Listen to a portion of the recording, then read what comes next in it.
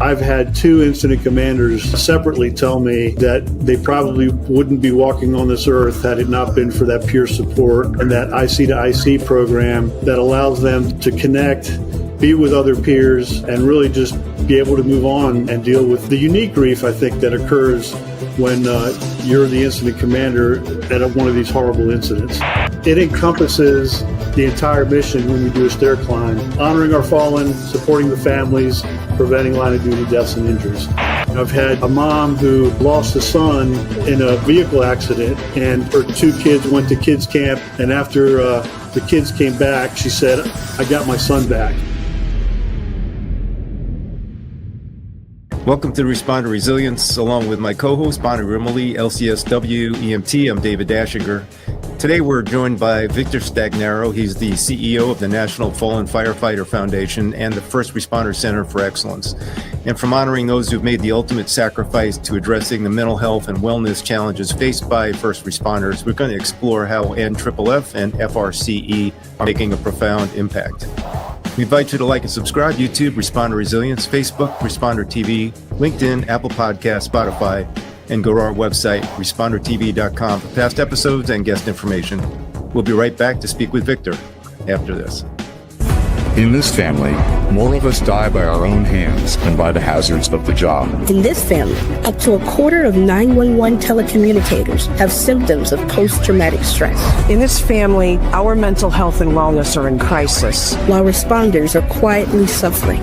In this family, many struggle with job-related stress, burnout, moral injury, sleep disruptions, substance abuse, and relationship problems. In this family, we can help the helpers.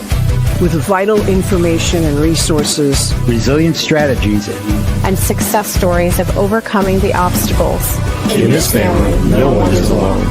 Welcome to Responder Resilience with co-hosts retired Lieutenant David Dashinger, Dr. Stacy Raymond, and Bonnie Rumley, LCSW, EMTB.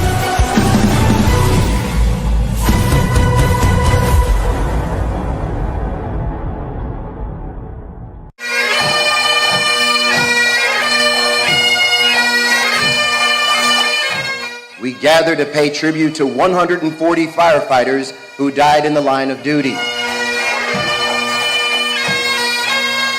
Our special guest today is Victor Stagnaro. He's the CEO of the National Fallen Firefighters Foundation, NFFF, and he's got over 40 years in the fire service. His involvement with NFFF began in 1998 as the first incident commander for the National Fallen Firefighters Memorial. And he started his career as a volunteer firefighter in Silver Spring, Maryland, later joined the Prince George's County Fire EMS Department, and rose to the Chief of Operations.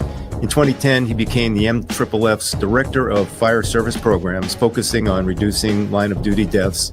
He was promoted to Managing Director in 2018 and appointed CEO in June 2023, overseeing the NFFF and the First Responder Center for Excellence to enhance first responder safety through education and research initiatives. Victor, a warm welcome to Responder Resilience. Thanks, David. Appreciate the opportunity. Yes, and sometimes it runs me instead of me running it. But I'm privileged to do the work we do and have a tremendous team that supports all of our efforts. Well, it's wonderful to meet you, and thank you. It's quite impressive, all the things that you currently do and that you've done in the past. So thank you for all of that service at large. Thank you. Appreciate that. Yeah, it's, every one of us starts off, especially if you start off a career in the fire service, you never know where you're going to end up. But, I've just been very fortunate along the way. And, it was actually interesting if you got a minute, and I guess you do. We were walking through Firehouse Expo back in the day when it was in Baltimore. I was Chief Ron Sarnicki's executive officer for the Prince George's County Fire Department at the time, and we ran into Hal Bruno, who was the chair of the board, and he said, we want to bring the incident command system to the Memorial Weekend, and of course the foundation was started in '92, so it hadn't been that many years since they'd been doing the memorial, and so Ron turned to me and said, "Hey, do you think we can find somebody to do that?" And I thought, that seems pretty interesting. So I picked myself, and that's kind of how I got started with the foundation. Once you've come to the memorial, it's pretty hard not to want to come back and find ways to support. It's really a reset point. And of course, this past weekend, we honored 140 firefighters who've served their communities bravely. And so it's just a special moment, even a reset point for us as an organization. So really grateful to do the work that we do and able to support the families and try to reduce line of duty deaths and injuries.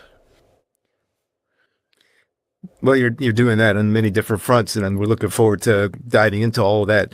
I want to just touch on something that I discovered, kind of looking up some of your background, and I'd love for you to elaborate on it. We just finished recording an amazing episode about some of the sort of the early days of EMS and some of the origins of things that we take for granted today. But I noticed that you authored a chapter in the Fire Engineering's Handbook for Firefighter 1 and 2 on EMS and the fire service. What was that? What was that like for you? Well, yeah, it was quite a privilege to be asked to do that. I knew somebody who was working on the book, and they were looking for somebody to write that EMS chapter. And at the time, I was chief of EMS for the fire and EMS department in Prince George's County. So, I thought, well, it might fit for me to do it. Although I was never a medic.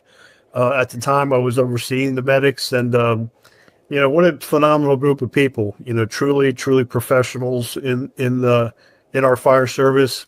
So, I just took, the knowledge that we all learn as EMTs. There's nothing, I don't think anything too innovative in that chapter when it comes to just, basic EMS related work.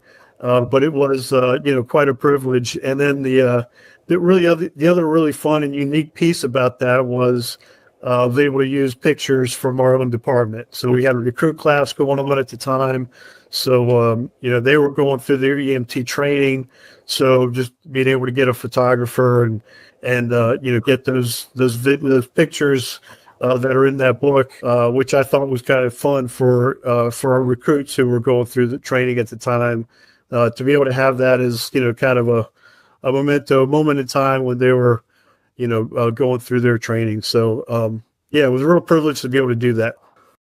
Hey firefighters, let's take a moment to talk about something important. There's a new app built by firefighters for firefighters, and it's not just another wellness tracker or generic resource hub. It's called Crackle. You've probably seen the magazine, but this is the next evolution. The app is about one thing: helping firefighters not fail. Not just on the job, but in life. In your health, your relationships, your mindset, and your longevity.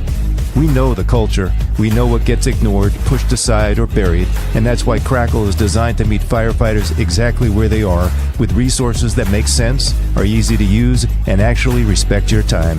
You can download the app now for free as a Legacy member. That means you get early access to exclusive content, tools, and updates as they drop. From tactical wellness to family resilience, money, sleep, and stress, Crackle is unlocking content that firefighters actually want and need. It's not about being perfect, it's about staying in the game, strong, grounded, and ready for what matters most. Use the QR code on the screen to download the Crackle app, or you can download it from the App Store or Google Play, and stay in the fight, not just at work, but at home and in your own head too. Because your best days shouldn't be behind you, they should be ahead of you. So, Victor, in the beginning, you gave a very brief outline of National Fallen Firefighters, but can you take us a little more in depth on the mission and some of the services that you provide? I know you have this wonderful remembrance annually, but in addition to that, what is your mission? Yeah, so we were created by Congress in 1992. There was a Maryland senator who knew that the National Memorial had been built in 1981 at the U.S. Fire Administration, and he went to a police week in Washington, D.C., and thought, well, who does this for the fire service? And at the time, there was no one. So he introduced legislation, very bipartisan, passed, and the mission is to honor every firefighter that dies in the line of duty. We support those departments, and then to support their families, and then to work to reduce our line of duty deaths and injuries, so we have fewer firefighters to honor, fewer families to support. So throughout the year, it culminates at, like I mentioned earlier, at the national ceremony, our national ceremony to honor every fallen firefighter that dies in the line of duty. As I mentioned, 140 this past year. It was 226 in the previous year, and we're going to be honoring over 170 FDNY members who have yet to be honored at the National Memorial this coming October. We also offer kids camp, which is extraordinarily moving. We're going to be doing it in the Richmond area this coming year. It was in the Indianapolis area last year. About 60 kids whose loved one has died in the line of duty. It's extraordinarily moving. It's they do wellness circles and they connect at their age groups. So and we have just tremendous stories of kids who go through kids camp and then they come back to be big buddies, because every loved one of a fallen firefighter gets a big buddy that kind of guides them through the whole weekend, and they get to connect. They get to it's the peer support that we know is so essential in our mental health and our support systems, and so they're able to connect with other kids who've been through similar losses, and so the kids camps, we do scholarships, we do a wellness conference for our families. There's a winter retreat that is extraordinarily well attended, and we've had to put limits on it because we want to try to make sure families who've not been before get a chance to go. It's almost like if you fly Southwest, as soon as it's open, people are trying to register. So we're looking at ways to expand that so more families can attend. And there's a tree lighting ceremony component to that, which is absolutely beautiful. We have Christmas trees set up in the chapel at the fire administration where we're headquartered. And every firefighter who has a name on the wall on one of the plaques at the memorial gets an ornament with their name on it. And there's like 7 or 8 trees that are decorated with an ornament from every fallen firefighter. And it's just a very moving, beautiful moment for the families. And I could tell you stories of one of the widows talked about not having celebrated Christmas or put a Christmas tree up in 7 years, but then having attended that event, and now I'm ready to do that. I'm ready to make sure we celebrate Christmas. I've had a mom who lost a son in a vehicle accident, and her 2 kids went to kids camp, and after the kids came back, she said, I got my son back for the one that was surviving. So and then he's coming back this year to be a big buddy. So the impact is just tremendous. This past weekend we heard stories of families that hadn't connected in over 6 or 7 years, but through the ceremony and through the connection to honor their loved one, they've reestablished relationships with one another. So it's just awesome to be part of, one way to support those families. And then, we do a lot to try to reduce line of duty deaths and injuries. We started off in 2004. We held a summit in Tampa, Florida. And that's where the 16 firefighter life safety initiatives were developed as a consensus from all the fire service organizations that were there. We did another one in 2014. We just did one in 2024. So, we continue to really focus on, what does the fire service need? What should we be working on to prevent line of duty deaths? And then out of those 16 initiatives was Initiative 13, which talks about the psychological and mental health support that both families and firefighters need. So we've done a lot in that front. And in about 2017, we stood up the First Responder Center for Excellence. The board was getting concerned that there might be some mission creep in some of the work that we were doing. We had law enforcement and EMS asking for some of the programs that we were developing. So the thought was, if we're able to create this other nonprofit, we can then, that organization can serve those other communities as well. And that's where the birth of the First Responder Center for Excellence came in. So yeah, lots of activities, lots of different events. Yeah, I could talk about it all day. So I get more questions. So Yeah. No, it's great when you have a passion for something. You could talk about it all day, but the things that you shared are absolutely incredible. I didn't realize to the extent of the programming that NFFF offers to families and children. So I'm hoping that listeners here will be also educated in hearing everything that's provided. It's not something that's probably talked about enough. You know, what are the resources available? I think it's a topic that's very hard for people just in general in life to face mortality and grief. Yeah. But the fact that you offer so much for people, and you're right, the peer support is what helps people through. They need others who understand what they're feeling. yeah, and I was just going to point out, one of those areas is our uniform support groups. We have a chief-to-chief network, incident commander to incident commander, company officer to company officer, then coworkers.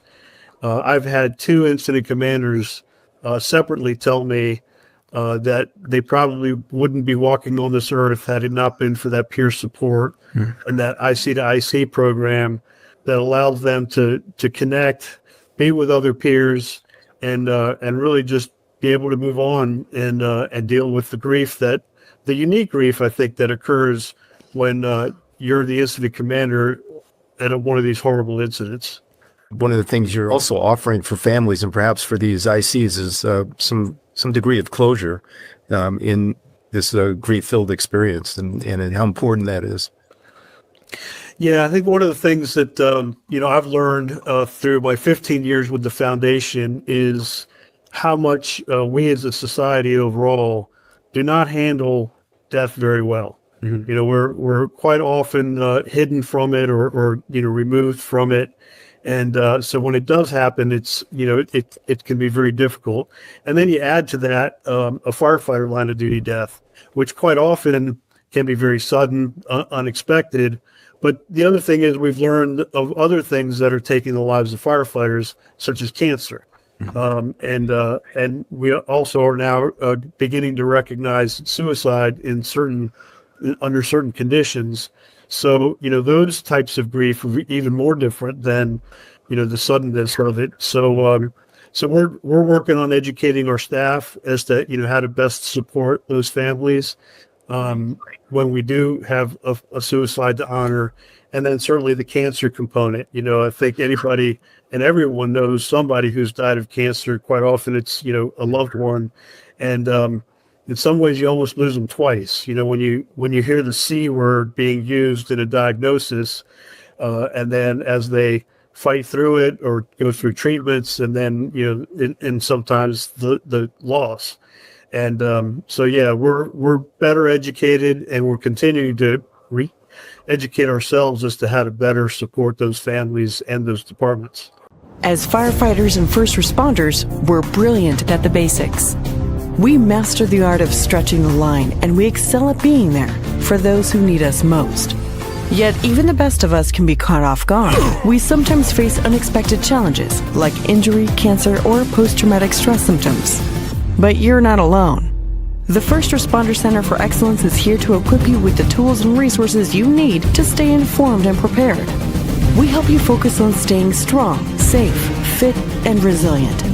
Optimize your performance with cutting-edge health, wellness, and science information, from fitness to nutrition, medical evaluations to behavioral health, cancer awareness to cardiac health. We've got you covered. Remember, we're stronger together.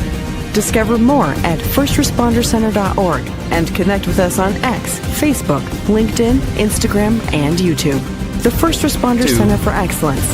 Equip yourself with excellence for every call. I wanted to also have you highlight the piece about suicide because it's a conversation that's been going on in emergency services for a while, but it seems like the stats aren't changing. We're not seeing significant drops in those numbers. But I wanted to just spotlight that you at FRCE just had a summit in Nashville where suicide was really the focus. And you had a stellar lineup of speakers who were approaching it from some new and innovative ways that we really haven't heard before, trying to almost engineer solutions for preventing suicide that are not, well known. So can you speak a little bit about that conference and what it represents and how you were trying to change the conversation about suicide? Yeah, so it was the Fire Service Mental Health and Suicide Prevention Symposium held in Nashville just about a month ago. And, we started off with just a phenomenal individual who has dedicated his life to preventing and learning more about suicide. That's Dr. Thomas Joyner. He's written several books on it. Really remarkable story in the sense that his life had a particular trajectory, and his dad he died by suicide, and so completely changed his direction and how much he's dedicated to it. And we learned a lot about through his presentation, so many different factors related to suicide and how difficult it is to predict. I think that I think it provided some comfort because all of us who've had a friend or a colleague or coworker that died by suicide, we can often blame ourselves about how I should have seen something, and maybe looking back, you might see things that you didn't notice, when the person was alive. But I think it was comforting to know that it is extraordinarily difficult to predict, even for the people who are tremendous experts at it. So, that was very valuable. And then as we went through, just seeing what different departments are doing, different individuals are doing, whether it's beefing up their peer support programs, making sure they have clinicians, connecting with colleges and universities or medical facilities to partner with, to support their heroes every single day, and how they're doing check-ins and all kinds of different aspects of just making sure that as what this program is all about, right? Knowing that you're not alone. Yeah. So it was extraordinarily, an extraordinary 1.5 days of drinking out of a fire hose.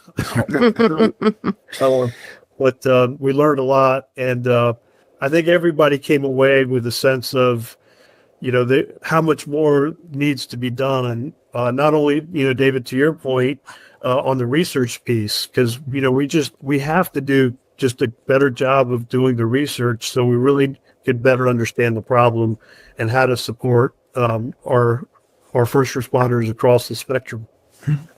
Well, we couldn't agree more. And a lot of the work that we do on the podcast is trying to facilitate people talking about suicide, talking about these topics that provide a lot of anxiety and fear, right? So if somebody's has a lot of anxiety or fear about suicide, it's the last thing that they want to talk about. But in not talking about it, we're not changing the numbers. And one of the big things that we do on the podcast, but also in the Fairfield County response team that Stacy and I are part of, we really try to educate our responders themselves to understand the stats and to understand that more are dying by their own hand than the hazards of the job. And when we say that, we don't take it lightly, because one is too many. So the fact that you're facilitating people having that discussion, talking about it, I think the more we can desensitize the fear of the topic, we can get people to listen and look around and see what they can do in their own lives, because that ripple effect is immeasurable. Yeah, and I think, to your credit and the credit, for the work that you're doing, 15 years ago, we would have hosted, a similar event, and I don't think we would have filled the room. Yeah. But just about a month ago, we had to turn people down. There were over 300 people in that room to learn about, how to better support and how to learn about mental health and suicide prevention.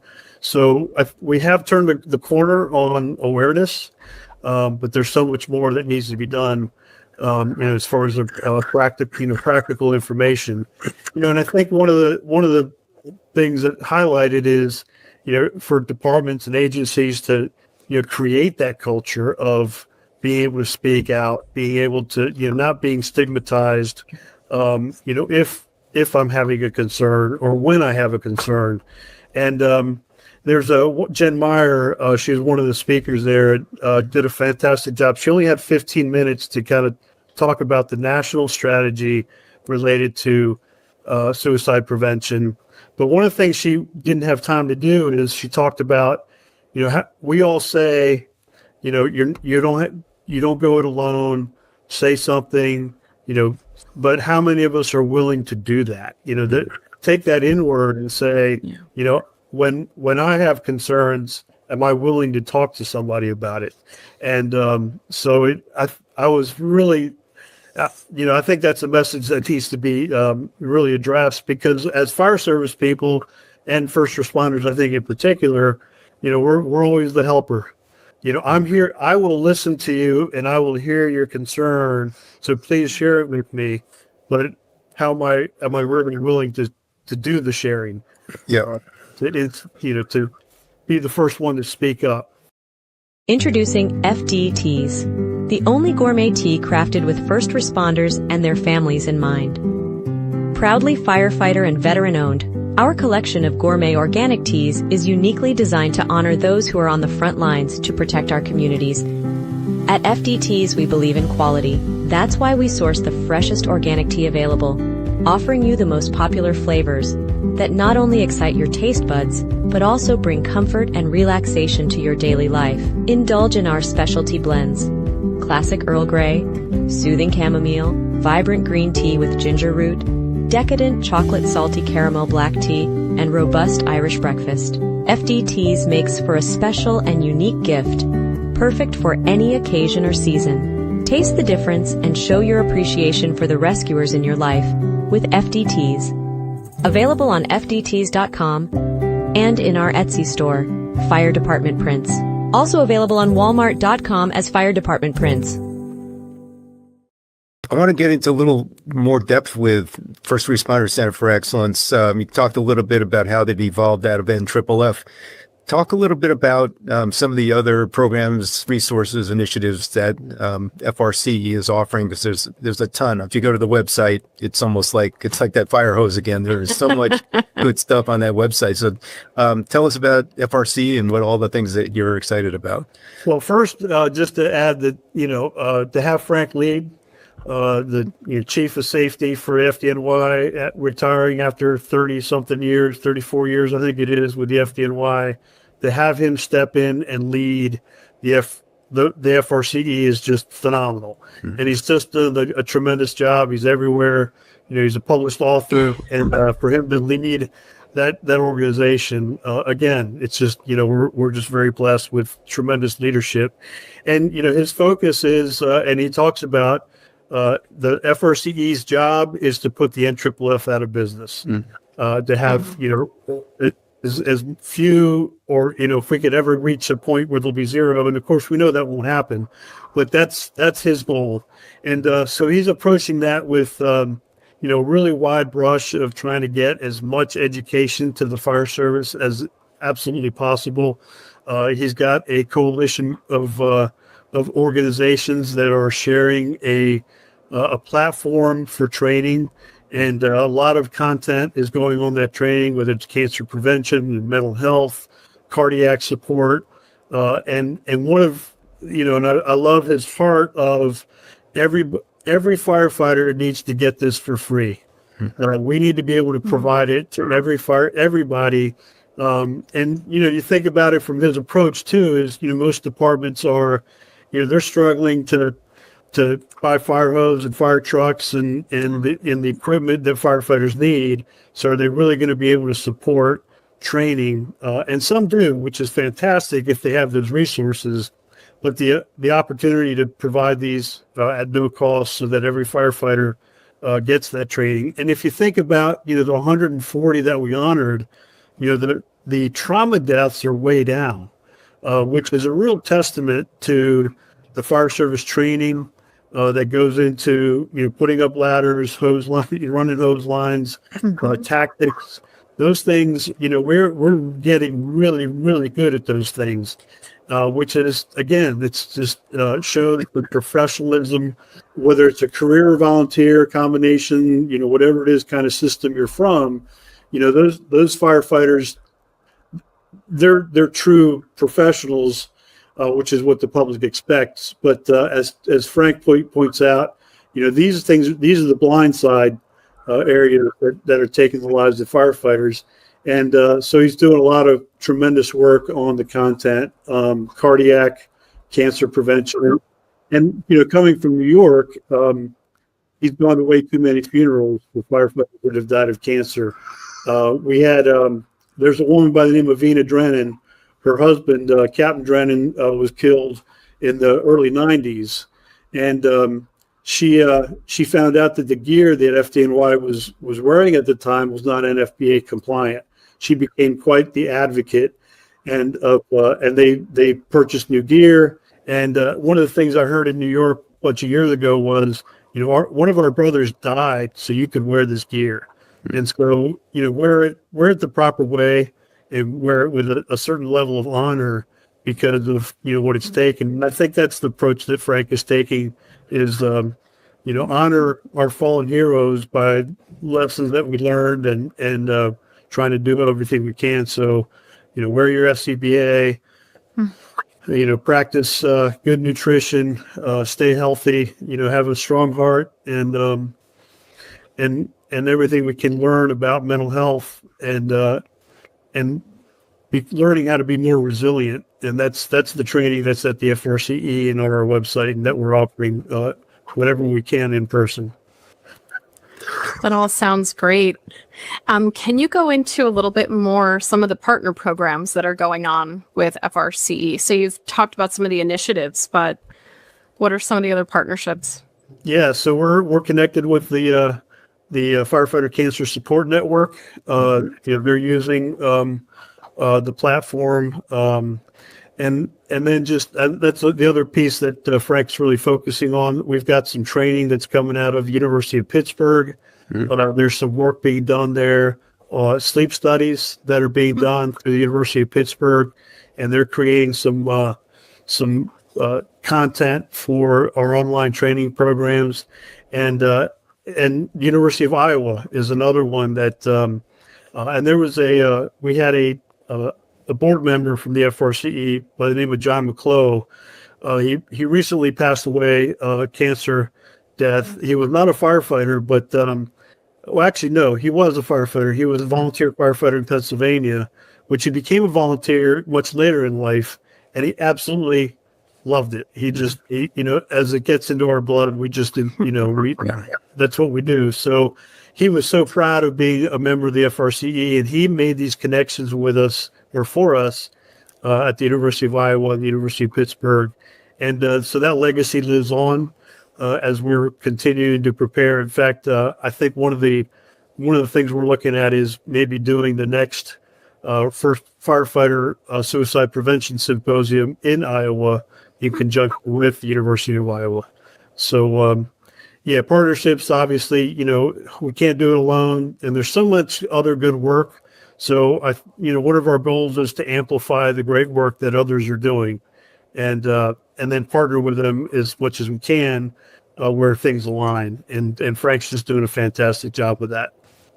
Well, we know that we're stronger together, right? When we're all driving the same mission, we can do more work when we join forces. And it sounds like Frank and all of you are very, very progressive. I mean, from every conversation we've had, from all the materials that we've seen, we've heard them speak, you're all really progressive people. And that's what we need. We need to be looking to the future and what are the innovative ways to make things different. Yeah, innovation is key. So, we can't continue to do the things, even, for our memorial, we're looking at, the things that we have done traditionally. Are we connecting with new moms, new widows, younger children? And, even the music that we play at the memorial, we're, seriously considering, okay, some of the things that, just because I like them, isn't going to be the things that, they need to hear. So, we're trying to innovate in every aspect of what we do. And I think, getting input from people like you who are, you've got your finger on the pulse of a lot of things. You're staying on top of what the most recent and latest research is showing. So, we need to get that input and then make sure, and I would say, hold us to it, hold us accountable to the fact that, hey, you might be missing something. If we are missing something, let us know so we can make sure we're continuing to innovate as we need to. Yeah, and that's what we're all about, is the collaborative process, where we do meet people who are doing innovative and progressive things, whether they're writing books, making films, doing events, and we can all support each other in that mission. So, that's definitely part of our what we're all about. And another thing that we do, our audience has now come to include mental health clinicians who work with first responders, and to that audience, Victor, what key insights would you like clinicians to know about the work you're doing? Like, how can they be better prepared to support firefighters and their families? Yeah, well, there's I think it's still up. Medical University of South Carolina had a program. You could go and look up through their website something that will help prepare clinicians to work with fire service and first responders.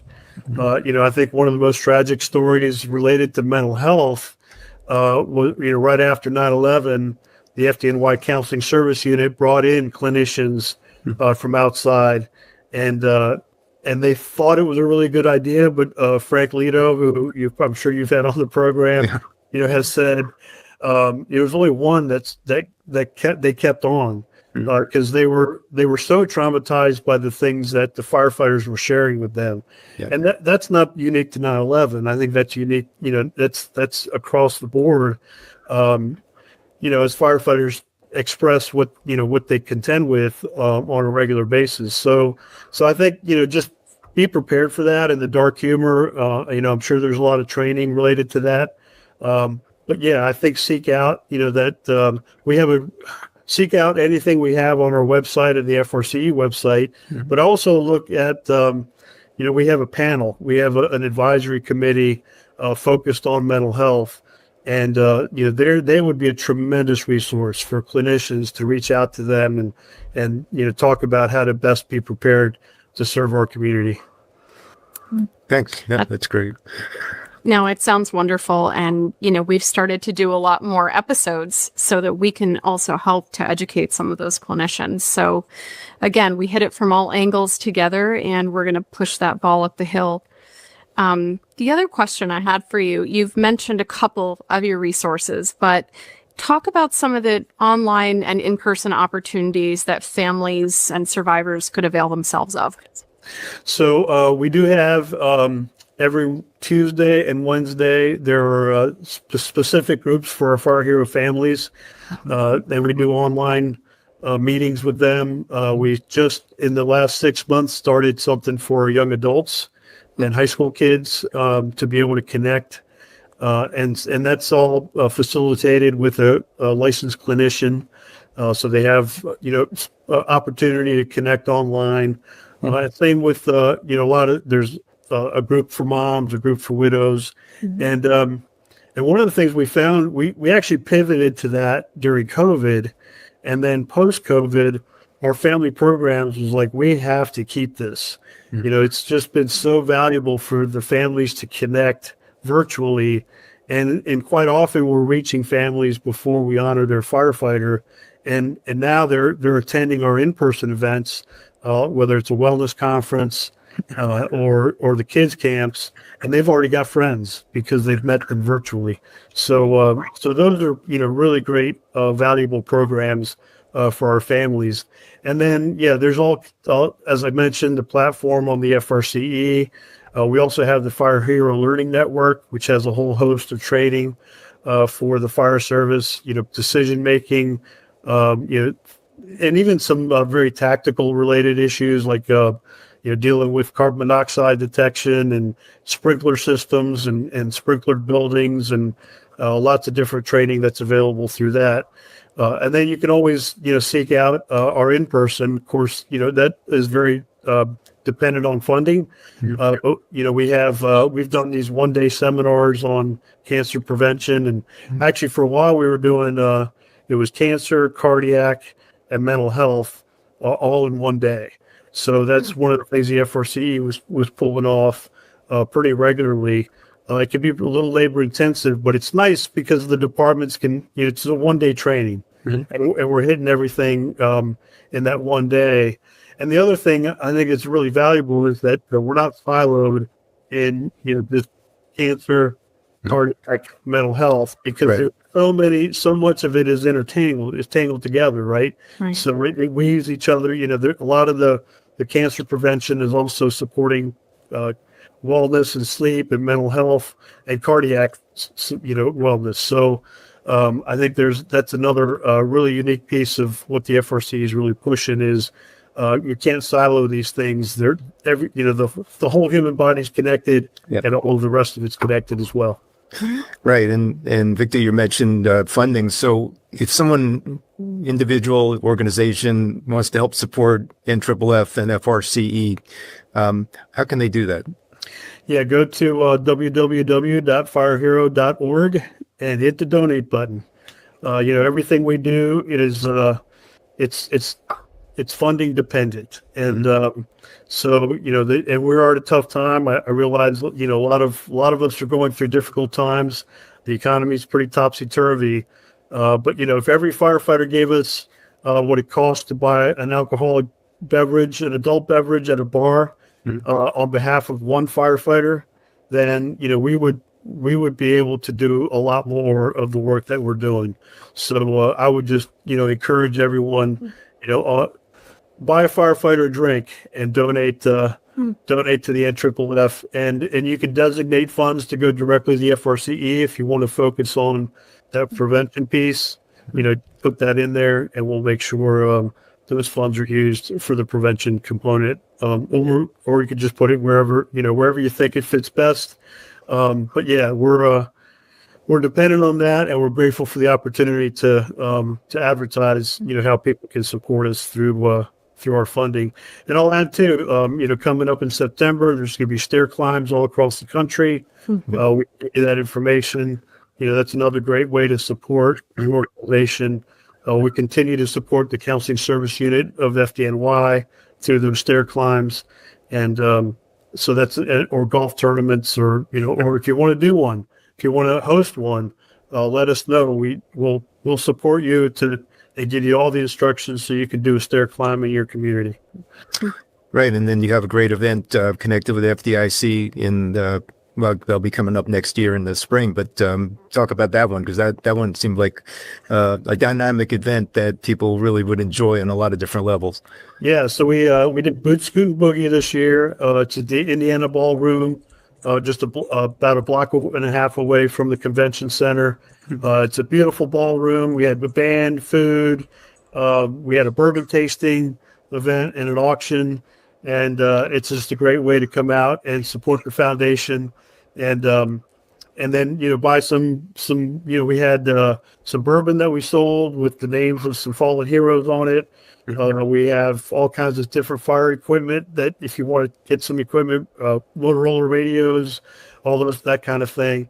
And then on Friday morning, that's actually Friday afternoon at 1:00, after the Boot Scoot Boogie event, which is on Thursday, come do the stair climb at Lucas Oil Stadium. We had about 600 climbers. You get a T-shirt and the badge of a fallen firefighter from FDNY, and you finish the climb that they could not finish. It's 2,200 steps. It shows the need to be fit as a firefighter. It honors our fallen heroes, and the funds support the families of our fallen firefighters, as well as the FDNY Counseling Services Unit. So it encompasses the entire mission when you do a stair climb, honoring our fallen, supporting the families, preventing line of duty deaths and injuries. And such a cool venue, Lucas Oil Stadium, where the Colts play. So it's a winning combination. Yes. Yeah. Well, Victor, you do so much to help others, and we can tell how dedicated you are to this mission. And it's just been incredible to listen to you today. And I really hope our listeners and viewers see what goes on behind the scenes here, because it's quite incredible. Thank you, Bonnie. I appreciate the opportunity. Yeah, Victor, I've been looking forward to having this conversation with you, and from just firsthand experience with some of these events you've been describing and the organizations that you're leading. Just want to give you kudos for just moving the fire service forward in health, wellness, in so many different fronts. So thank you for all you're doing. Thank you for the opportunity, and thanks for your support. I know it's important for us. We can't do it without people like you. So thanks for coming. There's different types of people who admire the work, and then there's co-laborers, and you are co-laborers with us. So thank you. It's our absolute honor and pleasure. So remember, like and subscribe, YouTube, Responder Resilience, Facebook, Responder TV, LinkedIn, Apple Podcasts, Spotify, and go to our website, respondertv.com for past episodes and guest information. Till the next time, stay safe, be kind to yourself, take care.